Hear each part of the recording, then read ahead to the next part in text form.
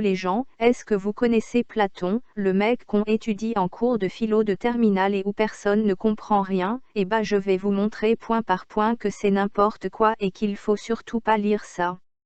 Je sais pas si tu sais mais je vais te le dire donc t'inquiète pas mais en gros Platon il écrit des dialogues dans lesquels il met en scène Socrate qui se promène et qui va parler à des gens dans la rue pour leur poser des questions et tout. Non mais déjà, c'est qui ce mec trop chelou? Non mais imagine t'es dans la rue Pépouze et il y a un mec qui t'agresse en te demandant un truc genre « Bonjour monsieur, c'est quoi la justice ?»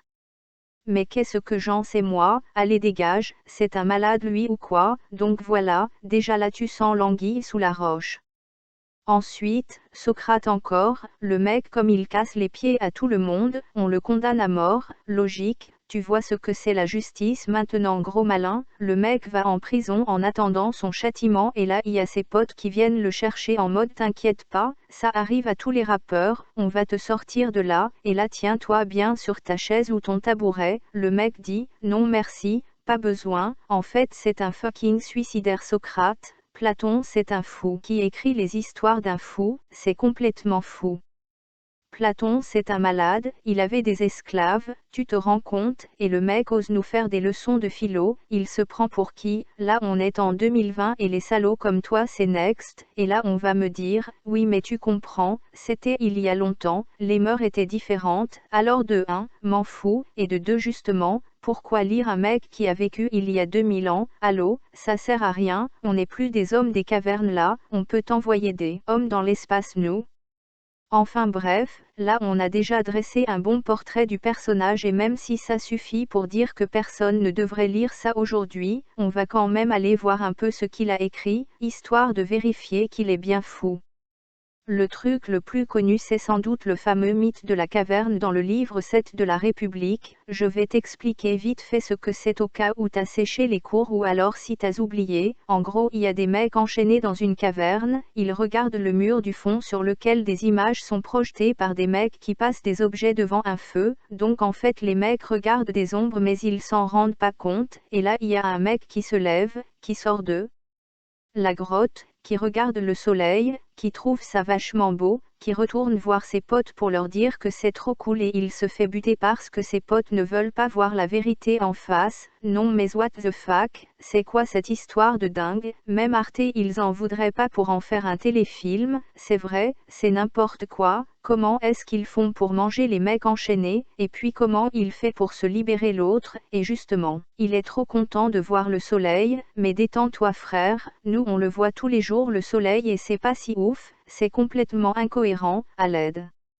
Et puis là on me dit que c'est pas une histoire mais un mythe et que ça sert à illustrer sa théorie des idées pour que les gens comprennent mieux, bah déjà perso je comprends rien du tout la MDR, et ensuite, sa théorie des idées c'est vraiment n'importe quoi, vous pensez vraiment qu'il y a des idées qui volent dans le ciel, je sais même pas à quoi ça ressemble moi une idée, non mais il avait fumé ou quoi pour voir ses idées planer.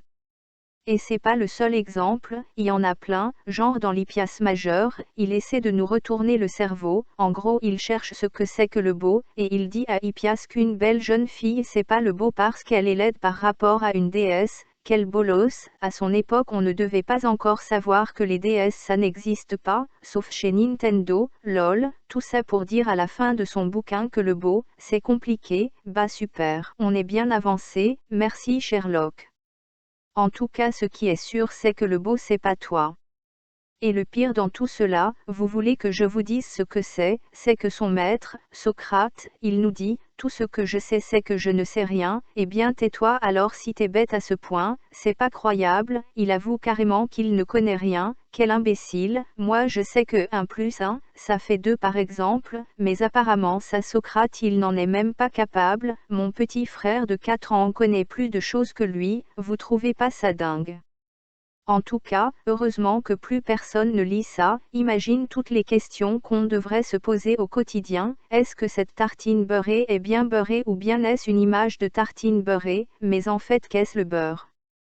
Ça serait trop chiant, on devrait réfléchir, notre tête elle exploserait en 1000 morceaux c'est sûr.